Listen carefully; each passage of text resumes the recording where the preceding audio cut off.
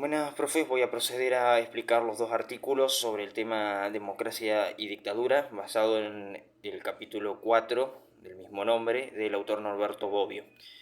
El primer artículo se llama Creencias religiosas y política en la dictadura franquista, de Mónica Moreno Seco. Principalmente, el artículo habla de la influencia y el protagonismo de la Iglesia en el franquismo, durante el franquismo. Lo hace siguiendo unos principios fundamentales, como el mito de la cruzada, que vincula al régimen con una tradición del pensamiento español, de que España es una nación elegida por Dios con la misión de defender el cristianismo. También, por ejemplo, como Franco, o sea, con Franco como agente de la providencia, el líder es representante de la voluntad divina y defensor de la civilización. Es común hablar de la relación del caudillo con lo sobrenatural que se impone en el imaginario colectivo, mediante su contacto, por ejemplo, con la reliquia de Santa Teresa o su protagonismo en numerosas ceremonias religiosas. Esto va a ser bastante común en el franquismo, con, por ejemplo, también el apóstol Santiago o el Sagrado Corazón. Eh, Otro de estos principios también es culpa, castigo y perdón, que los desórdenes de la República y la persecución religiosa en la guerra, culpas colectivas también exigen un sacrificio en la posguerra, hambre y represión. También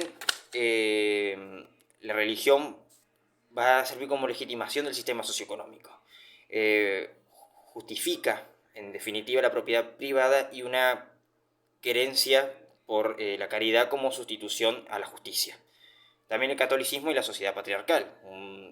Es poco abordado, pero el catolicismo es uno de los sostenes de la familia y la sociedad patriarcal, precisamente. Aunque, en definitiva, con posterioridad la Iglesia va a adoptar una postura más crítica contra el franquismo. Eh, y, por ejemplo, para relacionarlo con Bobbio, es que existe una dicotomía. Por ejemplo, democracia, autocracia, que ahí es una cuestión interesante porque este concepto de autocracia va a ser reemplazado por dictadura.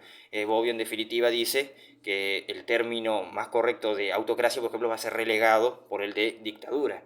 Porque al cabo, en definitiva, dictadura eh, en la antigüedad no tenía una connotación negativa como en la modernidad tras las guerras mundiales. Eh, Como dice, dictadura pasa a significar lo mismo que tiranía, en definitiva, o se cambian los significados. Entonces es un punto bastante interesante para tomar. El siguiente artículo se llama La verdad sobre la democracia capitalista de Atilio Borón. Pues empieza hablando sobre las democracias capitalistas, que van a hallar, por ejemplo, nuevos adeptos en Latinoamérica como algo muy grande. Es algo, en definitiva, bastante nuevo en comparación con la democracia. Ya en sí empieza abordando una fórmula lincolniana de que la democracia va a ser como gobierno del pueblo, por el pueblo y para el pueblo. Aunque también afirma que es absurdo mencionarla así, y que hace mucho tiempo que la democracia se desvinculó por completo de su primigenia concepción. Eh, Algo que relaciona en definitiva con Bobbio es que dice que la palabra democracia es muy distorsiva y plagada de ambigüedades, expresiones como democracia, por ejemplo, capitalista, que muchos de los términos que usa, o democracia burguesa, no podrían ser menos contradictorias e insatisfactorias. En definitiva, democracia tiene un montón de concepciones. Eh, y que, por ejemplo, hablar de democracia sin ningún adjetivo, como muchos casos, como Bobbio lo toma en muchos aspectos, por ejemplo, democracia de los modernos, o con sus usos descriptivo, prescriptivo e histórico.